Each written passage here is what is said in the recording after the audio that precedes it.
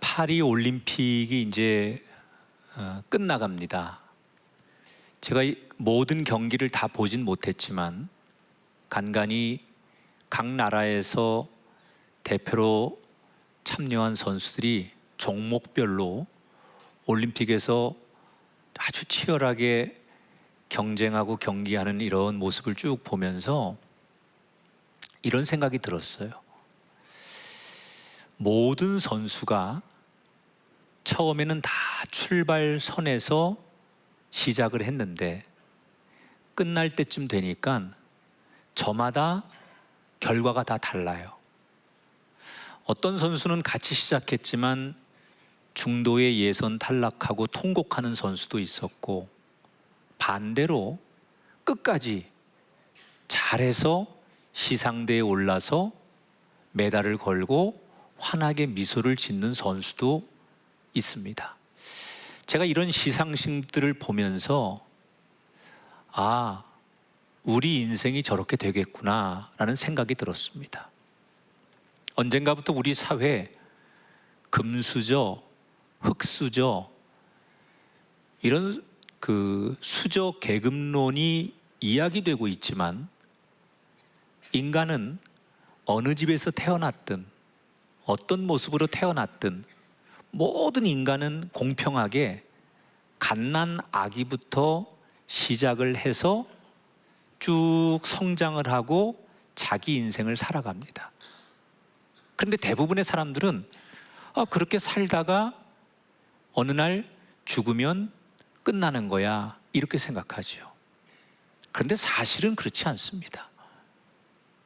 어떤 인생이 쭉 그렇게 살다가 인생이 끝날 때쯤, 아니면 그 인생이 끝나고 나면 어느 인생이든지 예외 없이 반드시 평가를 받게 됩니다. 그 평가는 칭찬을 받는 사람도 있고 조롱을 받는 사람도 있을 거예요. 그러나 다 모든 인생은 똑같이 시작하지만 마지막에는 반드시 평가를 받습니다. 그래서 인생이라는 것은 태어나서 마지막 시상대를 향해서 달려가는 여정이다. 그렇지 않습니까? 시작이 있으면 끝이 있는 게 인생이죠. 그런데 어떤 사람은 마지막에 끝이 좋아서 시상대에서 마치 올림픽 선수들처럼 메달을 걸고 환하게 웃는 사람도 있지만, 어떤 사람은 그 끝에 가서 시상대에 오르지 못하는 사람, 또 가슴을 치고 통곡하는 사람도 있는 게 사실이에요. 그러면 우리 모두는 인생의 끝에 정말 시상대에서 좋은 평가를 받으려면 우리의 인생을 지금부터 어떻게 살아야 할까? 그래서 저는 오늘 누가복음 16장의 말씀을 나누려고 합니다. 오늘 본문은 예수님께서 당시 모인 사람들에게 설교를 하다가 그 사람들을 잘 이해시키기 위해서 우리로 말하면 동화 같은 이야기를 들려주신 거예요. 그걸 우리는 비유라고 해요. 예수님께서 설교를 하다 말고 가끔 동화 같은 비유를 들려주실 때가 있는데, 그때는 언제냐? 하나님 나라, 천국 혹은 지옥 이런 얘기를 할 때 사람들이 가보지 않아서 잘 모르니까 공감이 될 수 있도록, 사람들이 이해하기 쉽도록 일상의 이야기를 가지고 이 천국을 설명해 줄 때 주로 비유를 많이 하셨어요.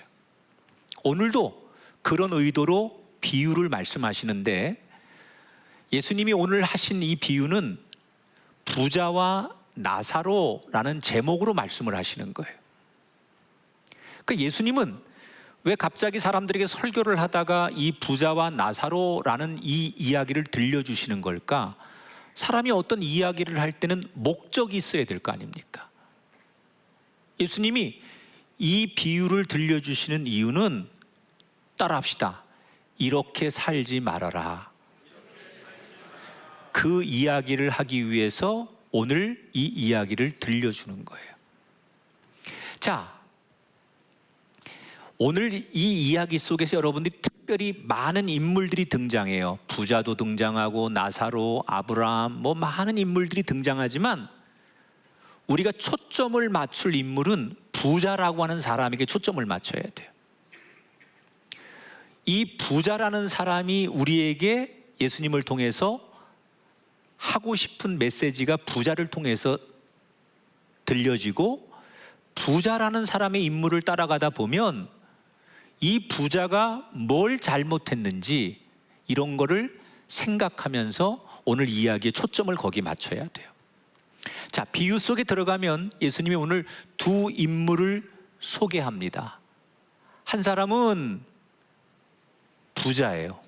근데 얼마나 부자냐, 이 사람이. 오늘 성경에 표현하기를 자색 옷을 입었는데, 당시 이 자색 옷이라는 것은 왕족들이 입는 옷이에요. 그러니까 돈이 얼마나 많은지, 자기가 왕족은 아닌데 왕족들이 입는 옷을 매일같이 갈아입는 거예요. 그 원단은 이스라엘 땅에서 만들 수가 없어요. 저 이집트라든지 주변에 아주 발전한 나라에서 비싸게 수입을 해야 돼요. 근데 이 사람 돈이 얼마나 많은지 돈 걱정 안 하고 매일같이 그런 옷감을 수입하고 명품을 사들이고 매일같이 갈아입으면서 집에서 호화 파티를 합니다. 돈을 물 쓰듯 쓰는데 돈 걱정 안 하고 돈만 쓰는 거예요. 너무 호화롭게 사는 거예요. 얼마나 돈이 많은지. 여러분들이 돈 많은 거를 상상하는 그것보다 더 많아요. 그런데 이렇게 부잣집 대문에 언젠가부터 구걸하는 거지 한 사람이 앉아 있어요. 이 사람의 이름은 나사로예요. 나사로라는 뜻은 하나님이 도우신다, 그런 뜻이에요. 그러니까 오늘 이 이야기 듣고 또 누가 나 아기 나면 나사로로 져야지, 하나님이 도우신다, 그런 뜻이라며, 그렇게 하면 좀 곤란하죠. 자, 이 이야기의 정황을 보면 대충 이렇게 설명하면 좋을 것 같아요. 누군지는 모르지만 이 부잣집 대문 앞에다가 이 나사로를 데려다 놓고 너 여기서 얻어먹어라. 그래서 누군가가 이 나사로를 부잣집 대문에다가 놓은 것으로 보여요. 이스라엘 당시에는, 예수님 당시에는 부자들은 물이 없으니까 손을 씻을 때 물이 귀해요. 그래서 부자들은 어떻게 손을 씻냐면 빵을 이렇게 쪼개가지고 그걸로 손을 대신 씻어요. 물이 없으니까, 부자들은. 그리고 손을 닦은 그 빵을 이 땅에다 툭 버리면 누가 와서 먹을까요? 개들이 와서 먹는 거예요. 그래서 부자들은 아무렇지도 않게 매일같이 식사 전에 손 씻을 때 물 대신 빵으로 이렇게 손을 씻고 버리면 개들이 와서 그걸 주워 먹는데, 이 거지 나사로는 그런 빵이라도 얻어먹으려고 부잣집 대문에 앉아 있는 거예요. 그런데 오늘 성경에 보면 이 부자는 안타깝게도 그 나사로에게 개들도 먹는 그 빵 조각 하나도 나누어 주지 않아요. 이 나사로가 얼마나 굶어서 지치고 힘이 없었는지 몸 곳곳에 상처가 났는데, 그 상처난 걸 개들이 와서 막 핥아요. 그런데 너무 기운이 없어가지고 그 개를 쫓아내지도 못해요. 그러니까 그 정도로 비참한 사람이에요. 그러면 이 부자는 나사로가 누군지 몰랐느냐? 알아요. 나중에 뒤에 가보면 지옥에 갔을 때 아브라함에게 저기 나사로 아닙니까? 라고 하는 거 보면 나사로를 너무나 잘 알고 있었어요. 그런데도 잘 알고 있는 나사로를 조금도 긍휼히 여기거나 도와주지 않고 취급도 안 하고 자기 혼자 잘 먹고 잘 살아요. 그렇게 시간이 점점점 지나다가 부자도 죽고 나사로도 죽었어요. 그런데 이때부터 재미있습니다. 부잣집 대문에서 아무것도 못 먹고 고통 속에 죽었던 나사로는 천국에 올라가서 아브라함의 품에서 영원한 안식을 누립니다. 반면에 초호와 장례 서비스를 받으며 무덤에 들어간 부자는 어떻게 되느냐? 지옥을 가서 물 한 모금도 못 마시고 그 지옥의 뜨거운 형벌을 받기 시작합니다. 이렇게 두 사람이 이 세상에 있을 때와 완전히 처지가 바뀌는데, 이 부자가 지옥에서 고통을 받고 벌을 받고 있던 중에 저 위를 보니까 천국에 나사로가 아브라함의 품에 있는 게 보이는 거예요. 아니, 저 개만도 못한 인간 같지도 않은 나사로는 어떻게 지금 천국에서 아브라함의 품에 있는 거지? 이 현실을 받아들일 수 없었던 이 부자가 아브라함을 부르는 거예요. 아브라함, 아브라함님, 아브라함님. 아니, 그 나사로 아닙니까? 그 나사로를 나한테 좀 보내셔서, 나 지금 너무너무 여기서 뜨겁고 갈증이 나고 내 물 한 모금도 못 마시고 있는데, 그 나사로에게 손가락에다가 물 한 방울만 적셔서 내 혀에다가 적셔주라고 하십시오. 이렇게 부탁을 합니다. 이 부자는 지옥에 가서도 세상처럼 자기가 이 거지 나사로를 부릴 수 있다고 아직도 착각하나 봐요. 이때 아브라함이 뭐라고 대답하느냐? 얘야, 천국과 지옥은 한 번 오면 다시는 오갈 수 없다. 그리고 거절을 합니다. 자, 여러분, 예수님이 지금 이 이야기를 사람들에게 비유로 들려주셨다고 했잖아요. 사람들이 이 이야기를 듣다가 서로를 바라보면서 충격을 받는 거예요. 왜 충격을 받느냐? 당시 유대교회에서는 어떤 사상이 있었냐면, 부자라는 것은 하나님께서 그 사람을 축복하셔서 부자로 사는 거야. 그러니까 그 사람은 죽으면 당연히 천국 가는 거야. 그러면 가난한 사람들은 왜 가난하게 사느냐? 하나님 앞에 저주를 받아서 가난하게 사는 거야. 그래서 그 사람들은 죽으면 지옥 가는 거야. 이렇게 믿었어요. 근데 지금 예수님이 설교 도중에 정반대로 말씀을 하시네요. 그래서 사람들이 자기들이 평생 알고 있는 것과 다른 말씀을 하시니까 깜짝 놀랄 수밖에 없죠. 부자는 죽어서 지옥에 가고 거지는 죽어서 천국 간다는 이야기. 혹시 이 이야기를 들으면서 나는 부자인데, 여러분은 부자치게도 못 깁니다. 너무 걱정하지 마세요. 자, 도대체 이 부자가 문제가 뭐기에 자기가 생각지도 못한 지옥을 간 걸까?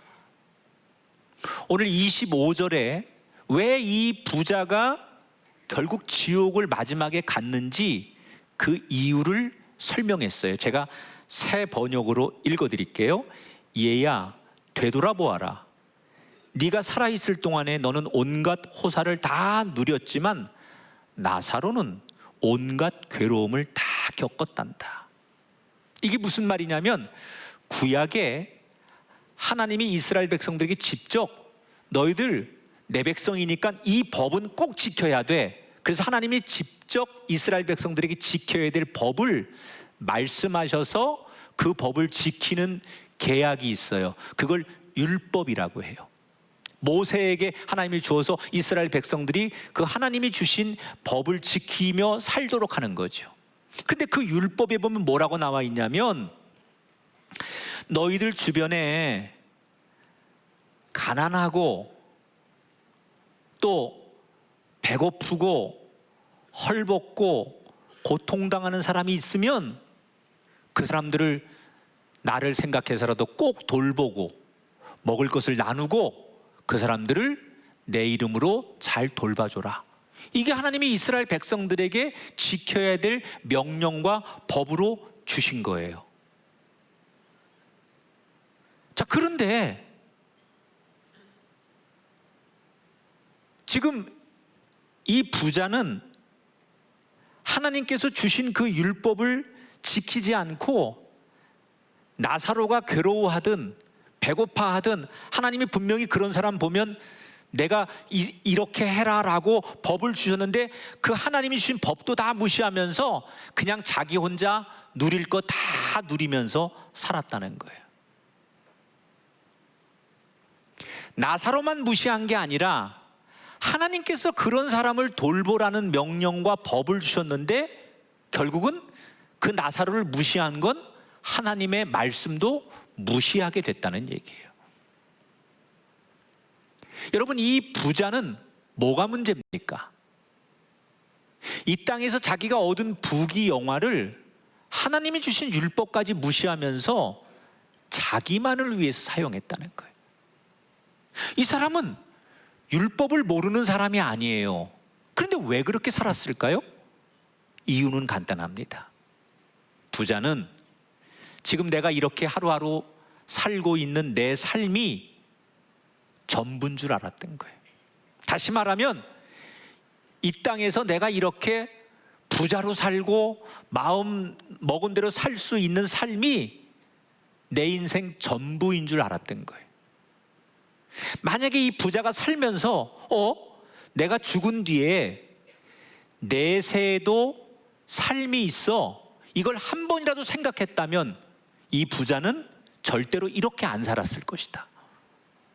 내가 죽은 다음에 내세가 있지, 그때 하나님의 심판을 받게 돼 있어. 이걸 만약에 이 부자가 생각했다면 죽은 뒤에 천국 가고 싶어서라도 나사로에게 음식도 주고 병도 고쳐주고 율법대로 살려고 했을 것이다. 그런데 부자는 죽은 다음은 그런 게 뭐 있겠어? 이 땅에서 살면 끝나는 거지. 그냥 오늘만 바라보며 살았기 때문에 죽은 다음에 내가 어떻게 평가받는지에 대해서는 조금도 생각해보거나 고민해보지 않았기 때문에 결국은 이 부자는 지옥을 간 거예요. 자, 저나 여러분이 시작은 같이 했어요. 그리고 마지막에 시상대에서 칭찬받는 인생이 되려면 어떻게 살아야 되느냐? 그 마지막 시상대에서 내가 어떻게 서 있어야 되겠다, 이렇게 미래의 내 모습을 자꾸 상상하고 그리는 거예요. 내가 나중에 그런 사람이 돼야지, 나중에 그런 자리에서 이렇게 인정받는 사람이 돼야지, 그러면서 그날을 위해서 오늘을 사는 거예요. 저는 우리 사회가 지금 예수님이 들려주는 이 메시지를 현대인들이 꼭 들어야 된다고 생각해요. 오늘 현대인들의 가장 큰 아픔은 뭔 줄 알아요? 하루살이 인생을 사는 거예요. 노세 젊어 노세, 내일은 없으니. 사람들은 내일을 생각하지 않아요. 그냥 오늘만 좋으면 되는 거예요. 가끔 이 저녁에 이렇게 TV를 보고 있으면요, 그 CF에 라면 광고 나오잖아요. 근데 얼마나 먹고 싶게 광고를 하는지 몰라. 그 배우들이 나와서 뭐 매운 라면, 무슨 뭐 너구리 오구리 뭐 이런 거 뭐 해가지고 막 이렇게 확 끓여가지고 막 먹으면요, 그냥 보고만 있으면 군침이 돌고, 무슨 뭐 치킨 광고 같은 거 하면 너무너무 맛있어 보이는 거예요. 그때 에이 뭐 있어, 먹자. 그리고 배달시켜서 먹는 사람은, 그때 라면을 먹자 그리고 먹는 사람은 그 다음 날이나 한 일주일 뒤까지 얼굴이 한 2배는 커져 있는 거지. 근데 그 유혹을 이기는 사람은 뭔 줄 알아요? 지금 먹으면 다 살로 가는 거야. 지금 먹는 건 건강에 안 좋아. 그러니까 내가 저거 먹어가지고 뚱뚱해지고 나 당뇨도 있고 나 이런데 내가 이렇게 하면 안 되지. 그래서 지금의 그 유혹을 내일이나 모레나 앞으로의 내 모습을 상상하면서 그 유혹을 이기는 거예요. 대부분의 사람들이 지금 오늘만 보고 살기 때문에 앞으로 미래의 내 모습을 생각하지 않고 오늘만 사니까 막 사는 거예요. 미국의 UCLA 심리학 교수 가운데 허스필드라고 하는 유명한 교수가 있어요. 이 허스필드가 책을 썼는데 책 제목이 이런 겁니다. 미래의 나를 만난 후 오늘이 달라졌다. 책 제목이 멋있잖아요. 미래의 나를 만난 후 오늘이 달라졌다. 이 책에서 허스필드가 이런 얘기합니다. 우리 인간들이 눈앞의 작은 보상에 탐닉하는 이유는 먼 미래의 나, 이 먼 미래의 나를 이 책에서는 미래자아라고 해요. 이 미래자아를 나 자신이 아닌 타인으로 느끼기 때문이다. 그러니까 사람이 그 먼 미래의 나를 자꾸 생각하고 내가 언젠가 그런 사람이 돼야지, 그런 모습이어야지, 자꾸 그 모습이 내 모습으로 여겨야 되는데 그 먼 미래의 모습이 나와 상관없는 사람으로 생각하기 때문에 그날을 생각하지 않고 그 모습을 생각하지 않고 지금에 집착하고 사는 것이다. 그래서 허스필드는 이 책에서 사람이 진짜 행복하고 성공하려면 미래의 자기의 모습과 친해져라 이런 얘기를 해요. 내가 나이 먹어서 이 다음에 10년 20년 지나서 또는 내가 죽어서 하나님 앞에 섰을 때 내가 이런 모습이어야지. 내가 세상 떠나고 나서 내 자식들 앞에 내가 이런 사람이어야지. 그런 모습을 자꾸 자기가 꿈꾸고 그런 모습을 상상하고 그런 모습을 자기가 생각하면서 그렇게 살려고 노력하는 사람이 오늘을 행복하게 살고 지금을 행복하게 산다는 거예요. 제가 이번 올림픽에서 여러 나라의 각 종목의 선수들이 많이 참여했잖아요. 근데 제 개인적으로 만약에 그 많은 선수들 가운데 목사님이 가장 이번 올림픽에 감동적인 MVP 한 사람을 뽑으세요 그러면 제가 뽑고 싶은 사람이 있어요. 브루나 알렉산드르라고 하는 브라질의 탁구 선수예요. 우리나라하고 단체전 16강에서 경기를 했을 때 나왔던 선수예요. 이 선수는 한 팔이 없는 장애인입니다. 생후 3개월 만에 백신 부작용으로 오른팔을 절단했어요.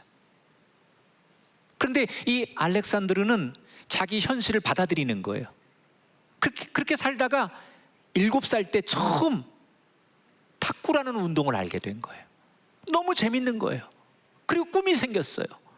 내가 이 탁구를 가지고 내가 세계적으로 유명한 사람이 되고 내가 이 탁구를 가지고 장애인인 나 같은 사람도 이렇게 살 수 있다는 것을 보여주고 싶다. 그런 미래의 꿈을 꾸기 시작했어요. 그런데 그런 꿈을 이루려면 마음만 먹는다고 되는 게 아니잖아요. 그때부터 이 알렉산드르는 한 팔이 없으니까 균형 감각을 위해서 열심히 체력 훈련을 하는 거예요. 풋살도 하고 스케이트 보드도 타고 그러면서 균형 감각을 익히고 한 팔이 없는 장애의 그 어떤 부족함을 메꾸려고 부단히 노력을 해요.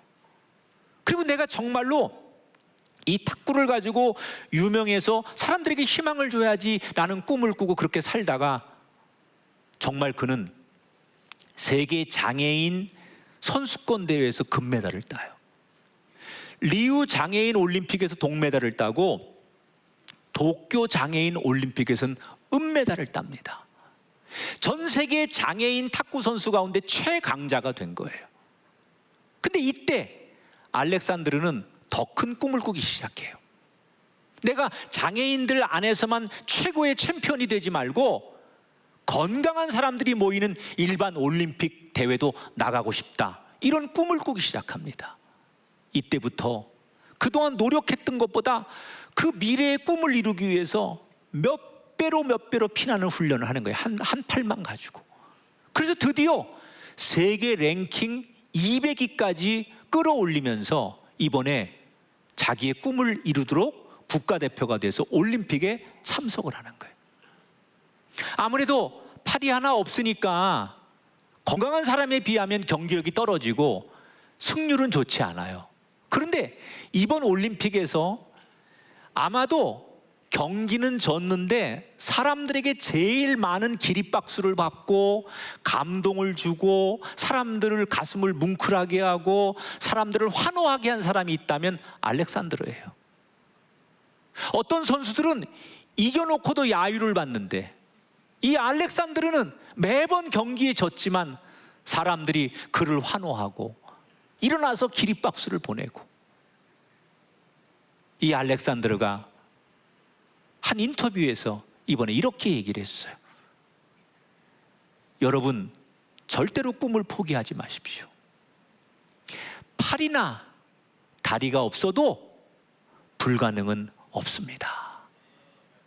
만약에 이 알렉산드르가 내가 한 팔이 없는 장애가 있다는 것 때문에 내 눈앞의 상황만 바라봤다면 그는 좌절했을 거예요. 안 되는 것만 보면서 낙심했을 것이고 그런 인생으로 그는 살다가 끝났을 거예요. 그런데 그녀가 뭘 잘해요? 비록 내가 지금 한 팔이 없고 이렇게 내가 가능성이 지금은 없지만 나 이런 사람이 되고 싶어. 내가 이렇게 한번 변화되고 남들에게 이렇게 인정받는 사람이 되고 싶어. 이런 꿈을 꾸고 그 미래의 자아를 만들기 위해서, 그 미래의 모습과 친해지기 위해서 노력하고 노력했더니 자기의 꿈대로 그 영광의 자리에서 기립박수를 받을 수 있었다. 여러분, 성경에서 중요한 얘기 하지요. 히브리서 9장 27절 볼까요? 다 같이 한번 읽어봐요. 시작. 한 번 죽은 것은 사람에게 정해진 것이요 그 후에는 심판이 있으리니. 이 땅의 삶이 전부가 아니라 성경은 뭐라고요? 우리가 이 땅에서 다 살고 죽으면 그 이후에 또 다른 삶이 있다는 거예요. 그래서 우리는 지금 내 눈앞에 보이는 이 땅의 삶만 바라보면 안 돼요. 내가 저 사람보다 조금 더 있다고 해서 자랑할 것도 없고, 내가 저 사람보다 좀 없이 살고 내가 저 사람보다 좀 못하게 산다고 해서 한탄할 것도 없다는 거예요. 중요한 것은 저 끝에서 마지막에 천국에서 어떤 자리에 서서 어떤 평가를 받는지 그 미래의 자아를 그려보면서 그 마지막에 그 모습에 내 모습 되려고 오늘도 최선을 다하면 그 사람이 결국은 가장 행복한 사람이다. 제가요, 집회를 많이 다니는 건 아니지만 오늘도 이제 끝나고 울산에 이제 기차 타고 내려가거든요. 울산시에서 그 8.15 광복절을 기념하는 그 시 연합 집회가 있대요. 혹시 울산에서 지금 보고 계신 분 있으면 저녁에 다 오세요. 근데 제가 이제 항상 습관이 어느 장소를 가면 집회 시간보다 조금 일찍 갑니다. 그러면 제일 먼저 집회하는 장소에 가서 기도를 해요. 오늘 내가 집회할 장소니까 이 교회나 또 이 체육관이 어떻게 생겼을까? 무대는 어떻게 생기고 사람들은 어떻게 앉을 거고, 그럼 나는 어떻게 설교를 해야만 이 공간을 잘 활용하겠구나, 이런 생각이 있어서 반드시 가서 먼저 기도하고 무대를 살펴보는 습관이 있어요. 한 번은 서울의 어느 교회 집회를 갔는데 그 담임 목사님도 없는 예배당에 제가 먼저 도착을 해서 들어갔어요. 그때 보통 낮 시간이니까 껌껌하거든요. 그런데 껌껌한 예배당에 어떤 할머니가 앉아가지고 찬송을 부르는데 교회가 떠나가라 고래고래 할머니가 기운도 좋아. 얼마나 목청을 막 높여서 찬송을 하는지 교회가 막 떠나갈 것처럼 찬송을 하는 거야. 근데 내가 고래고래 찬송을 부른다는 건 왜 그런 거냐? 부르고 싶은 찬송대로 부르는 거야. 아무 찬송가 가사에다가 아무 찬송가 몇 장을 막 붙이는 거야. 그래서 이 가사를 가지고 여기도 붙였다 저기도 붙였다, 본인이 부르고 싶은 대로 부르는 찬송 있잖아. 옛날 할머니들이 그냥 무슨 뭐 흥얼대듯이 부르는 찬송. 근데 그거를 이 할머니는 너무 취해가지고 막 고래고래 소리를 지면서 이 찬송을 부르는 거예요. 그래서 제가 이런 분이 있구나. 그리고 이제 조금 뒤에 담임 목사님 만나서 이제 인사를 하고 식사를 하러 가는데 차에서 내가 물어봤어요. 목사님, 그 아까 교회에 들어가 보니까 어떤 할머니가 고래고래 소리 지르고 노래 부르는데 찬송 부르는데 했더니 목사님이 갑자기 인상이 확 굳어지면서 그 우리 권사님인데요, 골치 아파 죽겠어요 그러는 거예요. 목사님이. 왜요? 그랬더니 아니 그냥 웬만해야 되는데 그 권사님은 기도도 안 하고 딴 건 아무것도 안 하고 매일 그렇게 와서 찬송만 부른대. 그런데 조금 남들이 있으면 좀 맞춰서 부르거나 같이 불러야 되는데 그냥 자기 하고 싶은 대로 불러가지고 자기가 따라간대. 목사님이 나중에는 찬송을 그렇게 부른다는 거야. 그래서 너무 불편하다는 거야. 그렇게 너무너무 그러니까 할머니가. 그래서 물어봤대 목사님이. 아니 권사님, 기도 시간엔 기도하고 말씀 보는 시간엔 말씀 보고 그래야지 왜 찬송만 불러요? 그리고 왜 이렇게 소리를 고래고래 질러요? 그랬더니 할머니 권사님이 그러더라는 거예요. 목사님, 우리가 나중에 다 천국 가면 천국에서는 찬양만 할 텐데 그때를 위해서 연습해야 될 거 아닙니까? 늘 그렇게 얘기하면서 아주 그냥 당당하게 찬송을 부른다는 거예요, 이 할머니 권사님이. 근데 제가 그 얘기를 들으면서 마음에 감동이 오는 거예요. 야, 하나님이 저 권사님 진짜 사랑하시겠다. 그 사람들은 그게 시끄럽고 매일 보니까 짜증도 날 수 있지만 하나님 입장에서는 천국 갈 거를 상상하고 내가 천국 가면 마지막에 이런 모습이어야지 라면서 벌써 천국을 준비하는 저 할머니 권사님의 그 마음의 중심을 하나님이 얼마나 좋아하실까.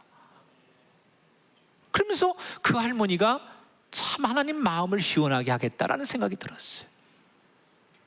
사람이 중간에 아무리 기우뚱거려도 넘어져도 마지막에 잘 들어오면 됩니다. 아무리 우리가 이 세상에서 이 생을 사는 동안 잘했든 망했든 마지막에 구원받고 천국 가면 됩니다.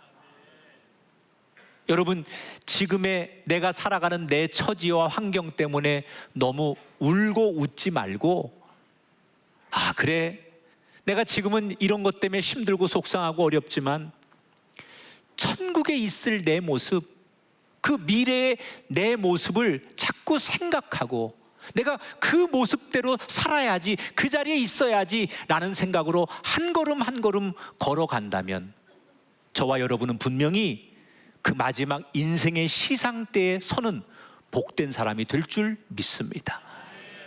자, 계속해서 오늘 비유를 보면 자기가 지옥을 벗어날 수 없음을 부자가 깨닫게 됩니다.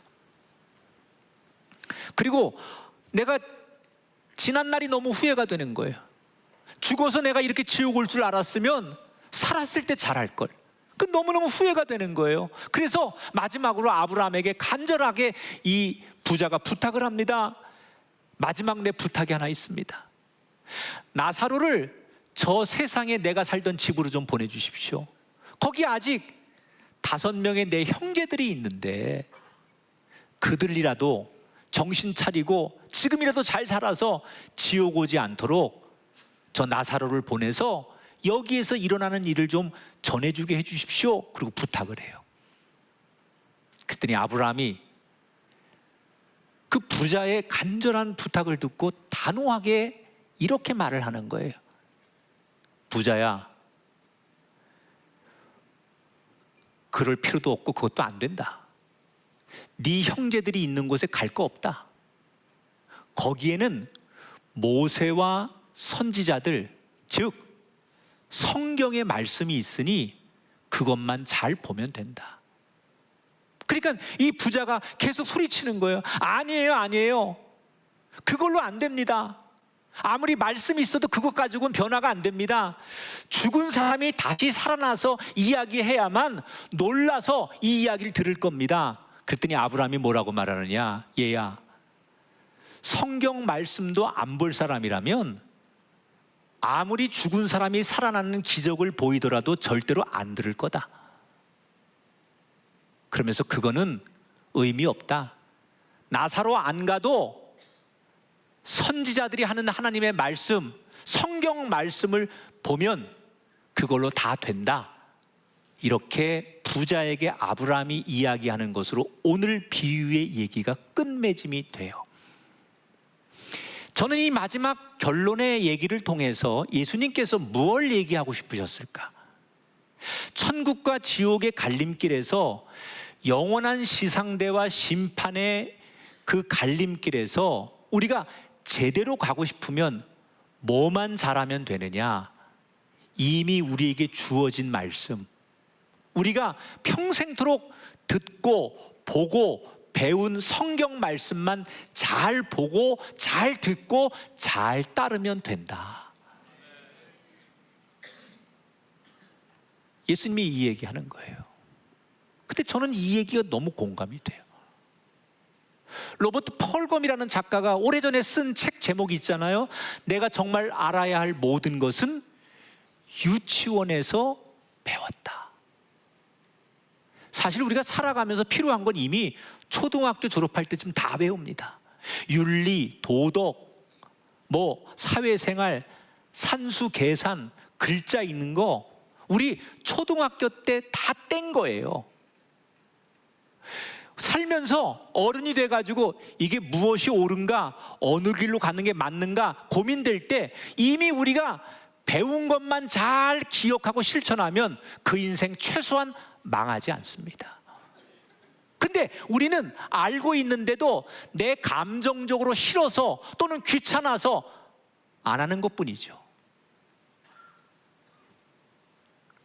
내가 급하다고 빨간불인데 횡단보도 건너는 거 압니까, 모릅니까? 안 되는 거 알지요. 그러면 아는 대로 하면 되는 거예요. 마트에 갔는데 초콜릿이 있어요? 너무 먹고 싶어.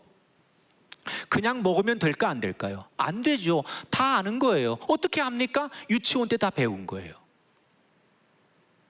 이미 우리 안에 복잡한 것 같지만 이거냐 저거냐 고민되는 수없는 문제들을 보십시오. 사실 우리가 알고 있는 대부분의 문제에 관해서 우리는 다 정답을 알고 있어요. 이미 어릴 때 우리가 다 배운 것 속에 이미 정답을 다 알고 있어요. 그런데 우리는 하기 싫어서 다른 방법이 없을까? 또는 다른 명분이 없을까? 고민하는 거예요. 교인들이 가끔 목사님 너무 큰 문제라 목사님께 기도 제목 가지고 나왔어요. 그리고 저한테는 지금 태산 같은 문제예요. 그리고 기도 제목을 가지고 나와요. 그런 엄청난 문제를 놓고 어떻게 해야 되죠? 그리고 울어요. 그리고 이제 그분하고 이렇게 저렇게 그 얘기를 가지고 이야기를 하다 보면요, 꽤 많은 분들이 태산 같은 문제를 가지고 나오면서도 자기가 뭘 해야 될지 다 알고 있어요. 아, 내가 지금 내 욕심을 내려놔야 되고 이게 하나님의 뜻이 아닌데 내가 고집부려서 이렇게 어려운 거예요. 이거 자기도 다 알아. 그런데 자기 감정적으로 싫어서 상황 때문에 귀찮아서 알면서도 고민하는 거예요. 그러니까 이런 분들의 특징이 뭐냐면 알고 있는데 혹시 내가 아는 것 말고 새로운 이야기를 해주지 않을까? 그래서 자꾸 새로운 이야기를 듣고 싶어 해요. 이런 분들이 있어요. 야, 김학중 목사님 설교도 괜찮지만 뭐 요즘 새로운 거 없냐? 새롭게 뜨는 목사님 없어? 뭐 그냥 우리 목사님 설교 벌써 몇십 년 들으니까 좀 지겹지.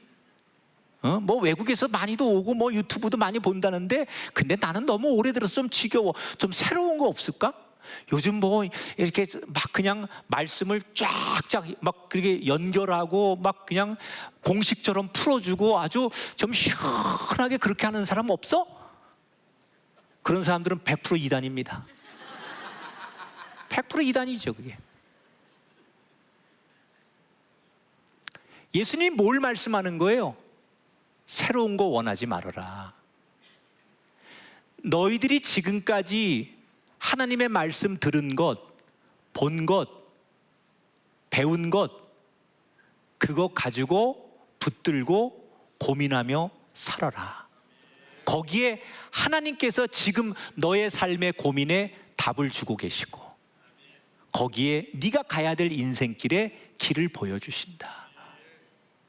여러분이 살다가 고민이 되고 어려운 문제를 만나면 엄한 곳에서 답을 찾지 말고 무슨 기적을 찾거나 어디 유튜브에서 떠드는 근거 없는 얘기, 그런 거 듣지 마시고요, 오직 하나님이 주신 말씀, 우리가 이미 배운 말씀 안에 정답이 있는 줄 믿습니다.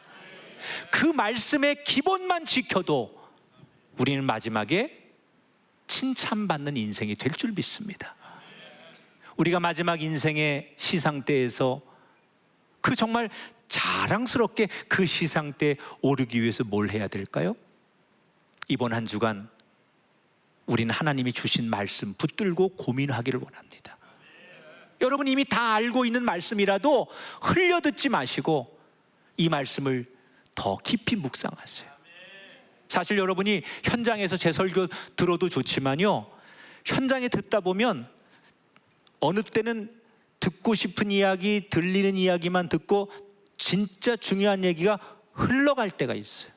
근데 이거를 다시 한번 주중에 뭐 출근하다가 아니면 뭐 설거지하면서 아니면 잠시 소파에 앉아가지고 이 유튜브의 설교를 그대로 다시 한번 들어봐요. 주일날 현장에서 내가 미처 듣지 못하고 내가 알지 못하고 깨닫지 못했던, 이런 말씀을 했어? 이런 말씀이 있었어? 이런 것들이 여러분에게 와요. 누가 이렇게 물어요. 목사님, 하나님께서 날 사랑하시는 증거가 뭐예요? 하나님께서 날 사랑하신다는데 그게 어디 있어요? 그 증거요? 날 사랑하심, 날 사랑하심, 날 사랑하심. 어디에 써 있어요? 성경에 써 있네. 이미 우리가 알고 싶은 거, 알아야 되는 거 다 성경에 있습니다. 그 기본의 삶으로 훗날 내 인생이 그것을 근거로 시상대에 서야 할 줄 믿습니다. 우리가 원하는 삶은 지금 잘 사는 것으로 끝나는 것이 아니라 나사로처럼 마지막 주님 품에서 영원한 쉼을 얻고 상을 받는, 칭찬받는 인생인 줄 믿습니다. 그 마지막에 우리가 꿈꾸는 인생이 되고 싶다면, 주님이 걸어주는 메달을 목에 거는 사람이 되고 싶다면, 지금의 내 모습만 좋아하지 말고 그 마지막에 그 시상대에 서 있는 그 모습이 되도록, 그 모습을 목표로 오늘 한 걸음 한 걸음 살아가십시오. 인생의 답을 세상에서나 사람에게서 찾지 말고 이미 나에게 주신 말씀, 내가 배운 말씀, 이 말씀을 또 되새기고 이 말씀을 또 붙들고 이 말씀과 또 씨름하면서 실천할 때 여러분 최후 승리자가 될 줄 믿습니다. 저는 우리 모든 성도들과 가정이 마지막 시상 때 면류관, 하나님이 걸어주시는 상금의 메달을 많이 받는, 너 성가대 그 어려울 때 너 그만두지 않고 끝까지 했지? 너는 남들보다 금메달 하나 더 받아. 이 교사 이거 어려운 건데 내 자식도 애들 케어하기 힘든데 너 그 여름 성경학교 휴가 내가지고 애들 그렇게 몇 명씩 돌보고 했지. 너 금메달 또 하나 더 받아. 너 그렇게 어려운데도 하나님을 위해서 네 평생 그 자리에서 보이지 않는 곳에서 너 헌신했으니까 넌 남들보다 이 메달 하나 더 받아. 우리 꿈의 교회 성도, 오늘 이 예배를 드리는 모든 분들, 마지막 시상 때에서 3관왕, 5관왕, 10관왕 아멘 할 때까지 메달을 많이 받으시기 바랍니다. 그걸 가리켜서 우린 뭐라고 말해요? 최후 승리자가 되는 거예요. 저나 여러분 모두 그 시상 때에서 사는 건 똑같이 살고 시작은 똑같이 했는데 마지막에 웃는 자, 시상 때에서 상 받는 자, 그런 사람 되기 위해 선한 싸움을 향하여 달려가는 복된 분들이 되기를 주님의 이름으로 축복합니다. 찬송하겠습니다.